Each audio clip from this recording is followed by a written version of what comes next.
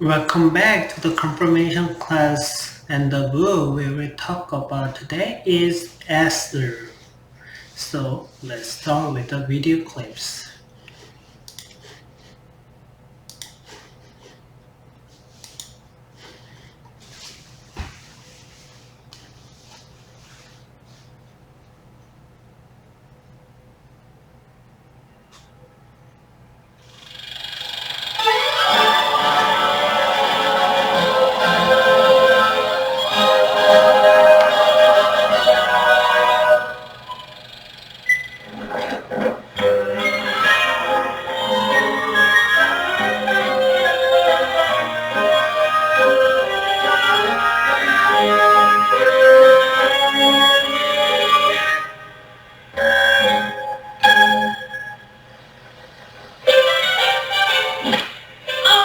Esther, one of the most exciting books of the Old Testament.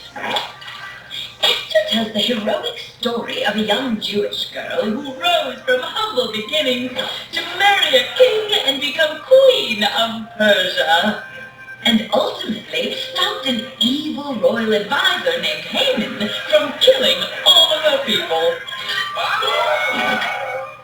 Yes, Esther truly was an exceptional young lady, and it was her faith in God that saw her through.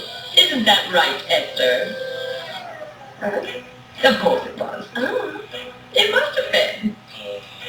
But then, one does have to wonder why the book of Esther is the only book of the Bible that doesn't directly refer to God. Which does seem rather odd, considering that God isn't exactly difficult to spot in other parts of the Bible. In fact, God is fairly clear about participating in the lives of human beings in most of the Bible. No, subtle is not the first word that comes to mind when thinking of God's actions, particularly in the Old Testament. The book of Esther, on the other hand, feels a bit like today. Understanding how and when God is at work in our lives can be challenging. For example, when you win an athletic competition, you might wonder, did I succeed because I prepared and trained for this moment? Or did God have a hand in my success? Or when you don't do so well on a math test, is it because you didn't study hard enough? Or is God trying to tell you that perhaps math just isn't your thing? No one is questioning that God is indeed involved in our lives, but it's the how, when, and why that aren't always clear. We can certainly agree that it's not possible that Esther could have accomplished all that she did without God's help. Not to say Esther wasn't an incredibly accomplished woman. We're merely wondering, is it too much to ask for God's presence to be a little more, well, present?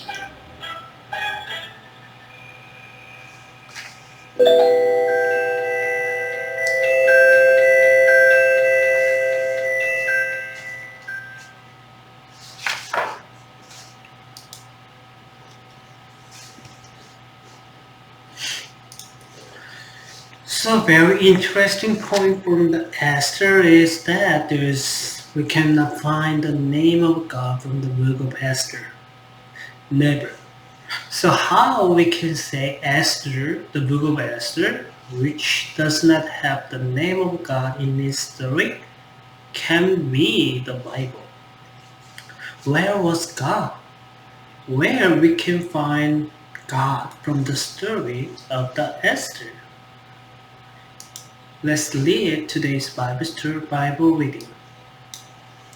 Here is Esther chapter 4 verses 13 to 14.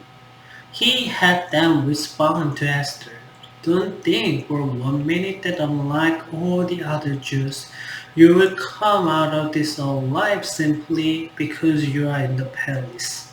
In fact, you don't speak up this very important time, relief and rescue will appear for the Jews from another place, but you and your family will die.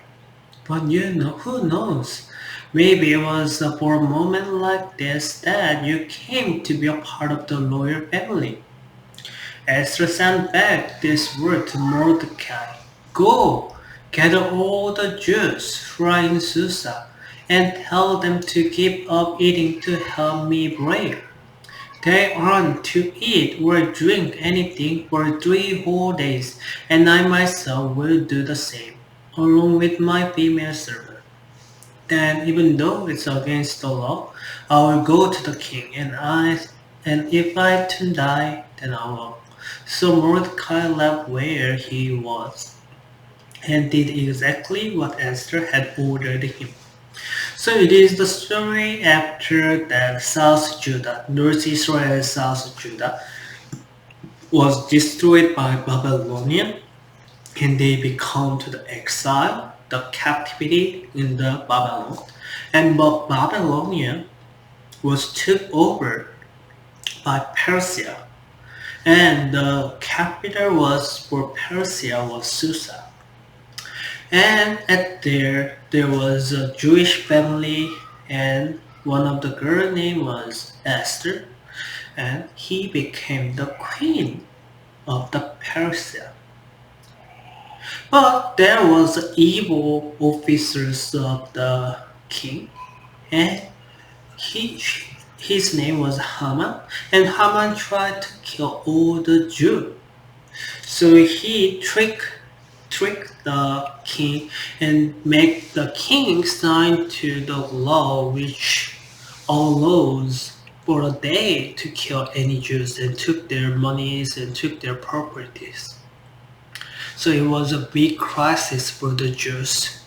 So the Mordecai, the Esther's uncle, sent a message to Esther. Esther, it could be the reason that you are that city, that positions as the queen of these nations. But at that time, without the allowance from king, no one can come before God or before the king. If they come before king without the allowance without all from king, they will die.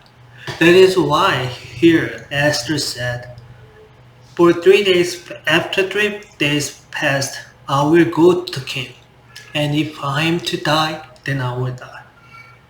So, but thankfully, or as a response to brave Esther, the king allowed the coming of the Esther, and Esther invited the king and Haman for the feast. And at the feast, Esther let the king and Haman knows that I'm also Jew, and Haman tried to kill me and kill my family. So the king was really angry about it, and he killed the Haman instead of the Jew. It is the story of the Esther, but at here we cannot find God or name of God here. Where was God in this story? We can feel like absence of God. And it is kinds of our daily lives. Where is God in our life? So at the bottom of the page of 53, you can see kinds of little chart. Where is God? From the Genesis, we can find God's name 207 times. In Isaiah, 146 times. And Psalms, 424. But Esther, 0. So think about it and think about your past week. How often you talk about God in the past week. So write the number at the next week with the title of me. How many times do you refer God's name throughout the last week? Yeah, it could be feel like the Esther. It is like absence of God, like the video shows to us. but still, God is there. At the big pictures of the page 53 kinds of castle, here you can find the mask. Please try to find the mask here. There is a 5 mask. So for us, God is kind of under the mask. God is there, but God put the mask.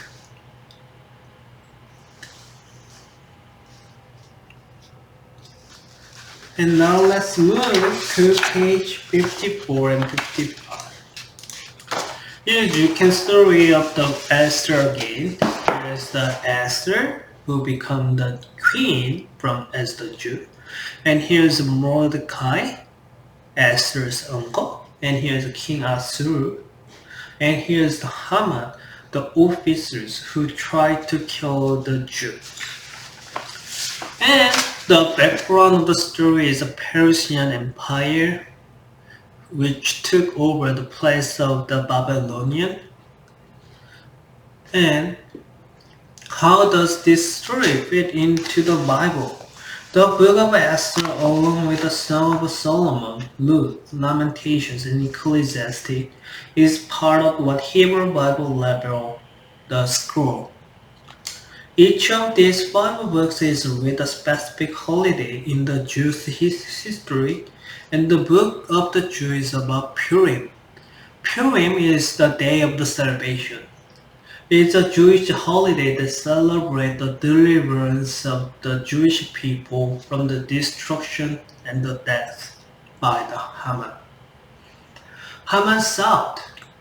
It falls in early spring and is the day of the feasting, celebration, gift giving, and acts of charity. This celebration often include people wearing masks and costumes as a reminder of how God is hidden in the story of the Esther.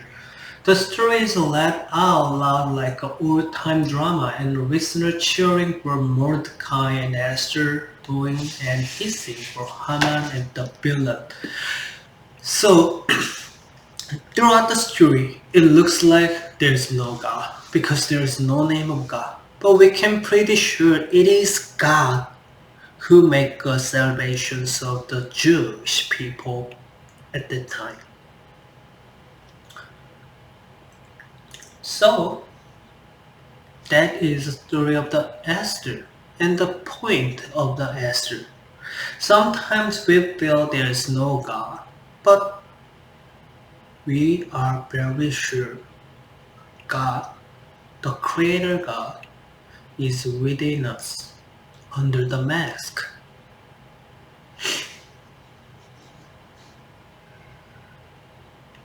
So here, hiding and seeking. We like hide and seek. God is part of every story, even when we aren't talking about God or even looking for God. Least something that looks or feel like God even though we don't use God's name to talk about Him. So from the story of the Esther, we can find the courage from Esther and the peace. They were in fear, but through the story of the Esther, they got a peace. So please write down a couple of things that you can find the God under the mask.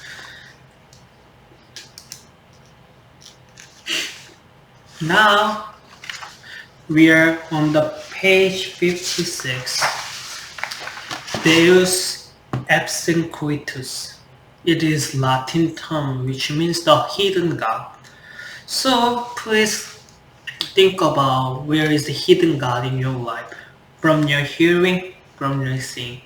What's something you wish you could hear God say to you?